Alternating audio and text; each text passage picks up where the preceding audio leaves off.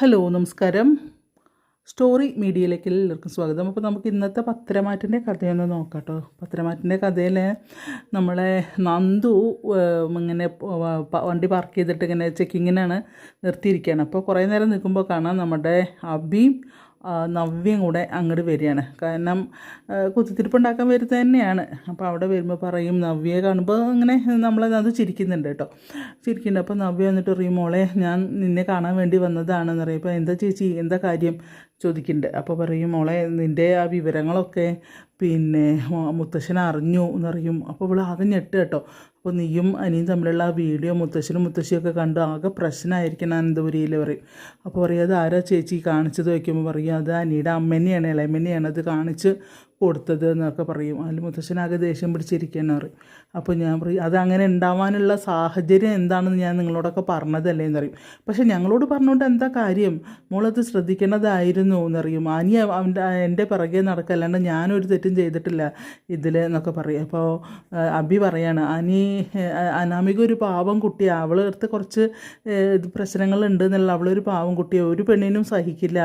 പിന്നെ അവളുടെ ഭർത്താവ് ഇങ്ങനെ വേറെ പെണ്ണുങ്ങളുടെ പിറകെ പോകുമ്പോൾ ഒരു പെണ്ണിനും സഹിക്കില്ല എന്ന് പറയുമ്പോൾ നമ്മളെ നന്ദു ഇങ്ങനെ മുഖത്തേക്ക് ഇങ്ങനെ നോക്കുകയാണ് കേട്ടോ. അപ്പോൾ പറയും, അപ്പോൾ ആദർശിൻ്റെ അബിയുടെ മുഖത്തേക്ക് ഇങ്ങനെ നോക്കുന്നുണ്ട് സൂക്ഷിച്ചു, കാരണം നല്ല ആളാണ് ഉപദേശിക്കാൻ ചെന്നത്. അപ്പോൾ പറയും, പിന്നെ അപ്പോഴവൻ പറഞ്ഞുകൊണ്ടേ ഇരിക്കുക. അപ്പോൾ പറയും, പിന്നെ അവിടെ അവൻ അനിയിപ്പോൾ ആദർശേട്ടൻ്റെ പിന്നെ പഠിക്കാൻ നിൽക്കുകയാണ്. പണ്ടില്ലേ അയാൾക്ക് പണ്ട് 2 ഭാര്യമാർ ഒന്നിരിക്കുകയാണ്. ഒരു കുട്ടിയുള്ള ഒരുത്തി ഉണ്ട്. അതിന് പുറമെയാണ് നിങ്ങളുടെ ചേച്ചീനെ നിൻ്റെ ചേച്ചീനെ കല്യാണം കഴിച്ച് അവൻ നല്ല മാന്യനായി ചമ്മഞ്ഞ് അതിൻ്റെ ഉള്ളിൽ ഇരിക്കുന്നത്, ഒന്നും പറയാൻ പറ്റാത്ത അവസ്ഥയാണ് എന്നൊക്കെ പറയും. അപ്പോൾ പറയും, ആദ്യത്തെ കുട്ടിയുടെ ആ ഇതല്ലേ ചന്തുമോളുടെ അമ്മയുടെ കാര്യമില്ല, അതൊക്കെ എനിക്കറിയാം, ഞാനതൊന്ന് അന്വേഷിച്ചിറങ്ങിയിട്ടുണ്ടെങ്കിൽ ആരതിൽ സത്യം ആരാ നുണ പറയുന്നതെന്നൊക്കെ മനസ്സിലാക്കാവുന്നതേ ഉള്ളൂ എന്ന് പറയുന്നുണ്ട് കേട്ടോ. അപ്പോൾ ആകുന്നുണ്ട് അന്തം വിടുന്നുണ്ട് കേട്ടോ. എന്താ കാരണം, അബിക്കൊരു ഡൗട്ട് അടിക്കുകയാണ്. അപ്പോൾ എന്താണ് ഇപ്പോൾ ഇത് സംഭവം എന്നുള്ളത് മനസ്സിലാവണില്ലല്ലോ.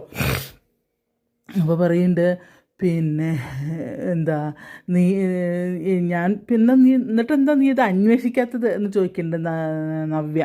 നീ ഇതെന്താ അന്വേഷിക്കാത്തത്, നീ ഇത് അന്വേഷിക്കണ്ടേ, എന്തുകൊണ്ടാണ് ഇത് അന്വേഷിക്കാത്തത് എന്ന് ചോദിക്കുന്നത്. അറിയാം, ഞാൻ അന്വേഷിക്കാതിരിക്കുന്നത് പല കാരണങ്ങളും കൊണ്ടാണ് അന്വേഷിക്കാത്തത് അറിയുമ്പോഴേക്കും അബിയുടെ നാവ് ഒതുങ്ങുകയാണ്. അപ്പോൾ പറയുമ്പോൾ എന്തായാലും അനിയനി വിളിക്കാനോ സംസാരിക്കാനോ പോവരുത്, ഇത് ആകെ പ്രശ്നമായിരിക്കണം, ഇതിപ്പോൾ നമ്മുടെ കയ്യിൽ നിന്നൊക്കെ പോയി, ഇപ്പോഴും നിന്നെ അങ്ങോട്ട് കയറ്റും എന്നുള്ള ഇത് വർത്തമാനം പറഞ്ഞുകൊണ്ടിരിക്കുകയാണ്. ഇളയമെന്നും നിന്നെയാണ് എല്ലാവരും കുറ്റം പറയുന്നത്. അനി നിൻ്റെ പിന്നാലെ വരികയാണെന്ന് ആരും പറയില്ല, എല്ലാവരും നിന്നെയാണ് കുറ്റം പറഞ്ഞുകൊണ്ടിരിക്കുന്നതെന്നൊക്കെ പറയാൻ. ശരി മോളെ, ഞങ്ങൾ പോവാ പറഞ്ഞിട്ട് അവരതും പറഞ്ഞിട്ട് പോവാം. അബിക്കൊരു ഡൗട്ട്, കാരണം അബിക്ക്